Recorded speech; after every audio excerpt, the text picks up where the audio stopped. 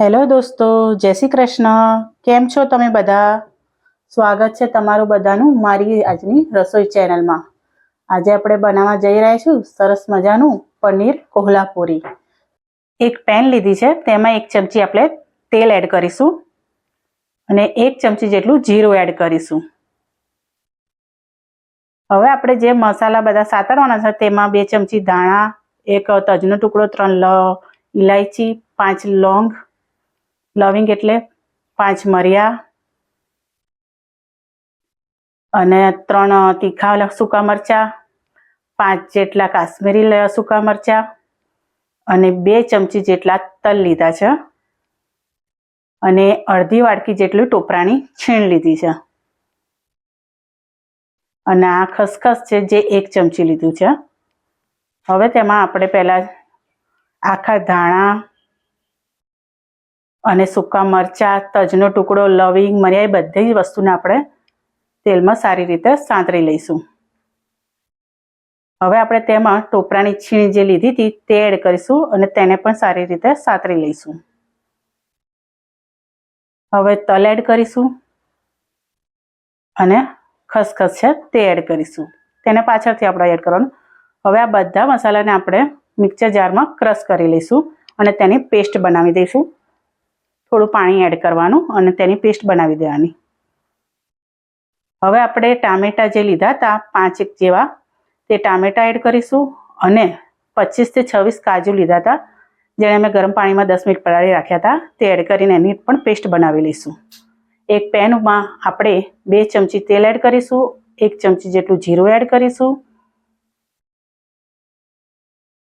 જીરું સતરાઈ જાય એટલે 1 તેજપત્તો અને ડુંગળી છે તે એડ કરીશું. આ 3 ડુંગળી લીધી હતી મેં તે એડ કરીશું અને હલાવી લઈશું અને 2 મરચાં જે સમાર્યા છે ઝીણા તે એડ કરીશું. તેને અને આ બધી વસ્તુને હલાવીને સાતળી લઈશું.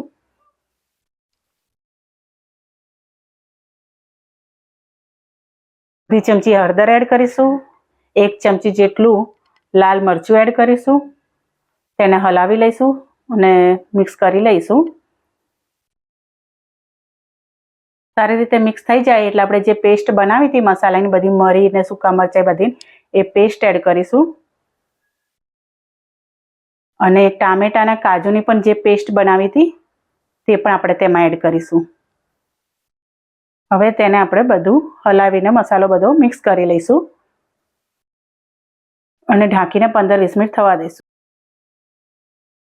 એક પેન લઈશું અને તેમાં 1 ચમચી તેલ એડ કરીશું અને એક આ મોટી જે ડુંગળી છે સમારી રાખી છે આ રીતે મોટા મોટા કટકા તે એડ કરશું. એના બધા છૂટા પાડીને અને સાતરી લઈશું અને કેપ્સિકમ છે તે પણ અંદર એડ કરીશું. 1 કેપ્સિકમ લીધું છે. બંનેને હલાવીને થોડી વાર સાતરી લઈશું 2 મિનિટ જેવું.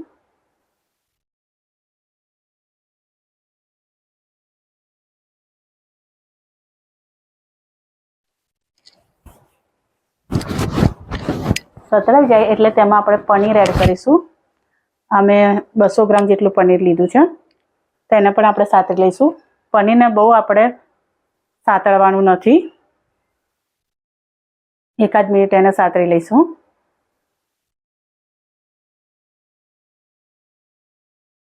હવે તેમાં આપણે થોડું સ્વાદ મુજબ મીઠું એડ કરીશું, થોડી હળદર એડ કરીશું અને લાલ મરચું છે તે થોડું એડ કરીશું અને બધું જ હલાવીને મિક્સ કરી લઈશું. સારી રીતે મિક્સ થઈ જાય 1 મિનિટ થવા દઈશું. થઈ ગયું છે, તૈયાર થઈ ગયું છે. હવે તેને સાઈડમાં મૂકીને આપણે જોઈ લઈએ સબ્જી થઈ ગઈ છે. ઓલો જે પેસ્ટ મૂકી હતી તે તો તમે જોઈ શકો છો તેલ છૂટું પડી ગયું છે. આપણે તેને પણ હલાવી લઈશું. રસો થોડો જાડો થઈ ગયો છે એટલે આપણે તેમાં થોડું ગરમ પાણી એડ કરીશું અને પાણી એડ કરીને તેને હલાવી લઈશું.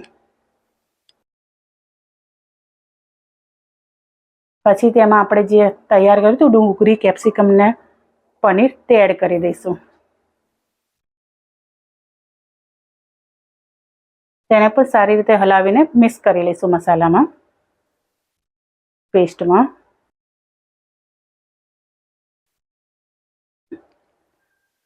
હવે આપણે તેમાં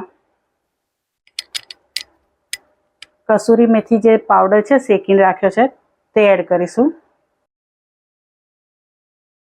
હવે તેમાં આપણે કોથમીર ઝીણી સમારેલી છે તે એડ કરીશું.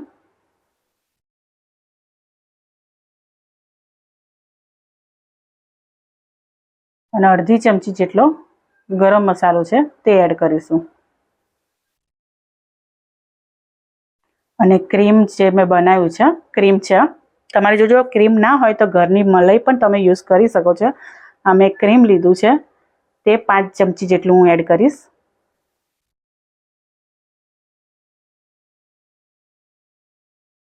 હવે તેને હલાવીને મિક્સ કરી લઈશું.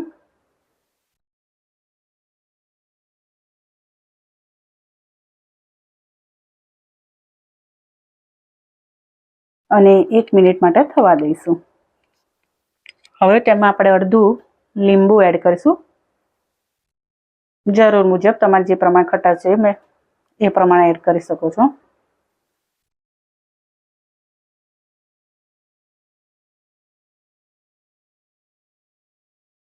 હવે હલાવી લઈશું આપણે અને સારી રીતે મિક્સ કરી લઈશું અંદર.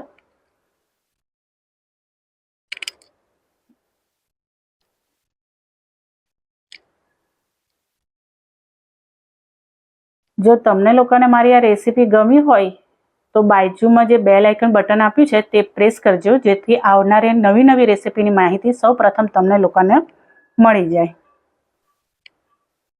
તો તૈયાર છે સરસ મજાનું આપણું પનીર કોલ્હાપુરી.